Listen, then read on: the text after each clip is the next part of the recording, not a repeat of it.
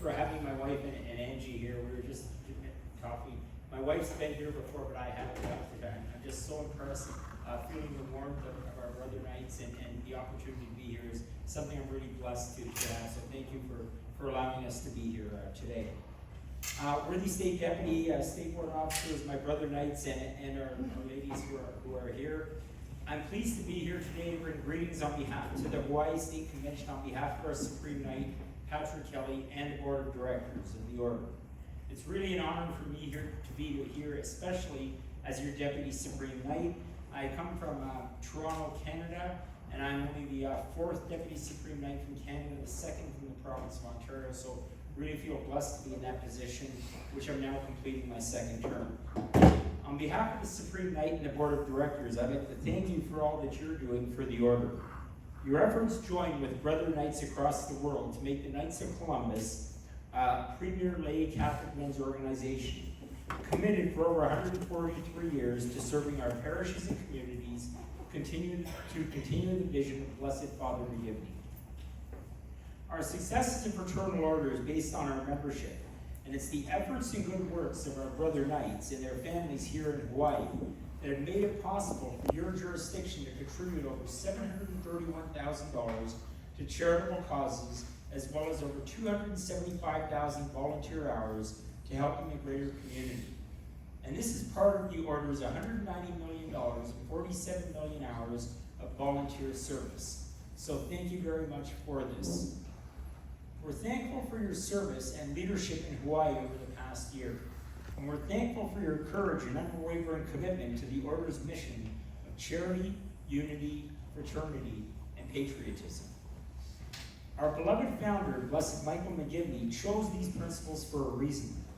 They transformed the lives of all those who embraced them, turning us into better men, husbands, fathers, citizens, and followers of Christ.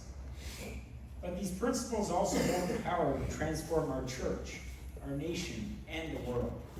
And that's exactly what you in this room are doing, our brother knights in Hawaii, and the brothers across the world are doing each and every day. Collectively, our work and our witness are evident for all to see. And when people see the Knights of Columbus, here's what they see. They see over 285,000 warm winter coats being given to children and homeless veterans.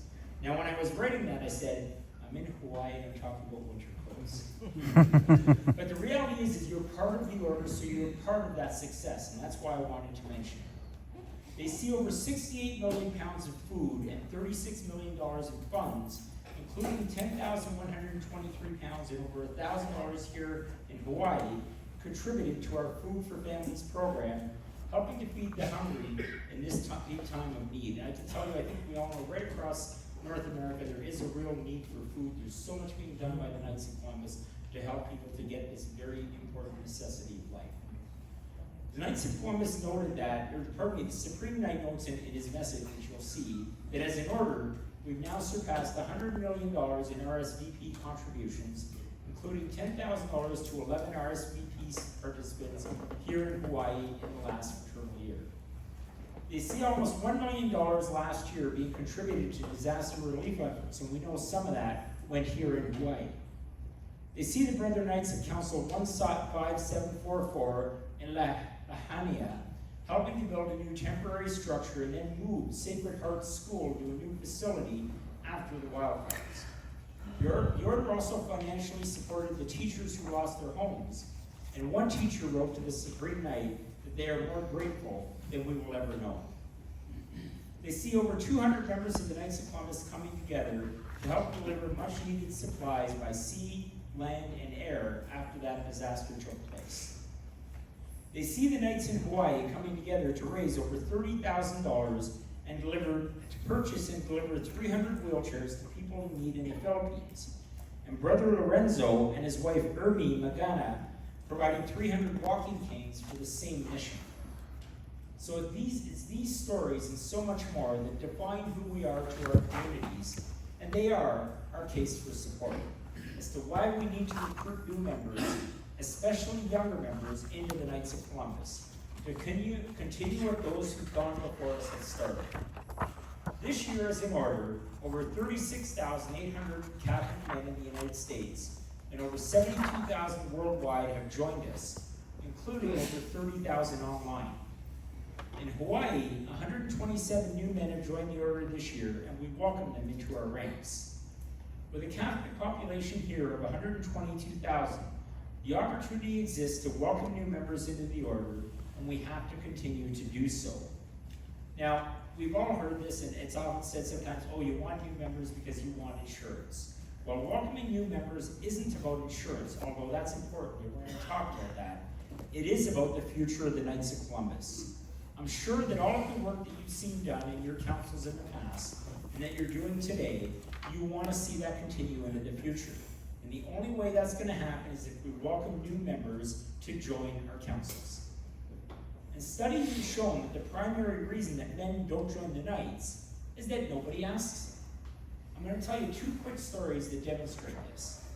I work for the Catholic Archdiocese in Toronto, and 2 years back, our new bishop, now Cardinal Leo, when he arrived, I asked him if he was a Knight, and he said no.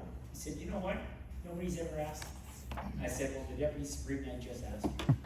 And it took a couple of years, but after he was named a Cardinal last fall, he called me up and he said, I want to join the Knights of Columbus. So he's now a member of the Knights. Earlier this year, I was taking an Uber to the airport. The driver asked me what I did for a living. By the time the ride was finished, he joined the Knights of Columbus. Online membership makes it easier to welcome new members, and in fact, over 175,000 Catholic gentlemen have become members since this method was introduced 7 years ago. We have the tools, now we have to ask. One of our new programs is the CORE program, which has brought Catholic men together in fraternity to strengthen them in faith and virtue to encounter Christ, to be formed in their faith, and to strengthen our brotherhood. Now, 2 interesting things about the CORE program. Over 1,000 men have joined the Knights of Columbus as a result of their participation in this program. And secondly, we're finding that deacons and clergy becoming involved in leading CORE helps to get things started and encourage participation. Over 5,000 councils are participating in the CORE, and we continue to develop excellent faith-based content for Catholic men to reflect on. I want to share some quotes that we've received from people who participated in the CORE program. I see men needed and have embraced the program. Each week we have deep conversations, many of which someone opens up their hearts and sometimes drops a few tears. I know God is teaching each one of us in his own time. And another quote, participation has been very intimate, sharing our faith stories. One man has returned to the church after being away for decades. Another man has been struggling with the loss of a child, which has been a faith crisis for him. He's slowly rebuilding his relationship with Christ. If your council isn't right now participating in the CORE program, please consider doing this and starting this in the next year. It is helping to bring our brother Knights closer to their faith, and as I mentioned, also helping to welcome new members. Our commitment to pro-life remains stronger than ever. One of the ways we've supported mothers and their children is the Aid and Support Active Pregnancy Program, which contributed over $5 million last year to support pregnancy center and maternity homes. In addition, as an order, we purchased almost 2,000 ultrasound machines that help mothers choose life, including 3 right here in Hawaii. Although Roe versus Wade has been overturned, we must continue to stand for life, from conception to natural death. Now in Canada, where I'm from, medical-assisted suicide, or MAID, is a prominent issue. And it's projected that Canada will soon be the #1 nation in terms of assisted suicide. And I think by now, we may already be. As an order, we must support efforts to respect and value life at all stages. One of the benefits of being a Knight, of course, is our insurance program. And I know Kevin and his team will probably be speaking later today about that, so I won't spend much time on this. But I will say that as an order, we have the obligation to inform our members of the fraternal benefits and how they can protect themselves and their families in the future. Now last year, we did have some enhancements, and you would have seen, or probably seen this sheet, member benefits, which outlines some of the changes that have been made to the program. If If you haven't done so, send that out to your members. I think you can get it from Supreme, you can also get it electronically. Send it out to your members, use it in membership drives, let people know of the benefits that they have as a member of the Knights of Columbus. I've had difficult and challenging conversations with widows who thought their husbands had Knights of Columbus insurance. These are not easy things to do. One of our programs is the long-term care insurance program, and I believe that we're one of only 2 companies that offers that program. If you've ever had to care for a loved one in a facility, you know how expensive this is.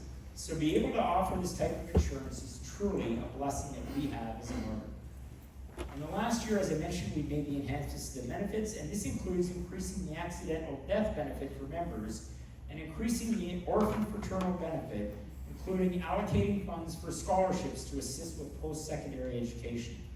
So make sure, as I mentioned, that this is sent out to your members, but also invite your fraternal benefits advisor to make a presentation at a meeting, submit an article for a newsletter or a newsletter, and to attend your exemplifications. 143 years ago, Blessed Father McGivney had a vision, and today, over 2 million members continue to live this across the world. In his message that you're going to see, the Supreme Knight says thank you. Thank you for all that you're doing, and know that your efforts today are making a lifelong impact.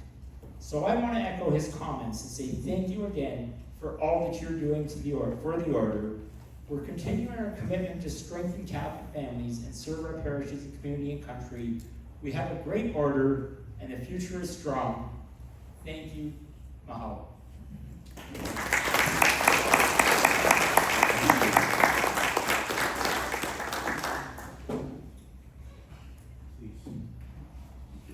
Thank you, worthy Supreme Knight, Supreme Deputy Peter, for your comments. At this time, our partnership with the General Agent has never been better, and we extend our sincere mahalo to Brother Cicero for his continued support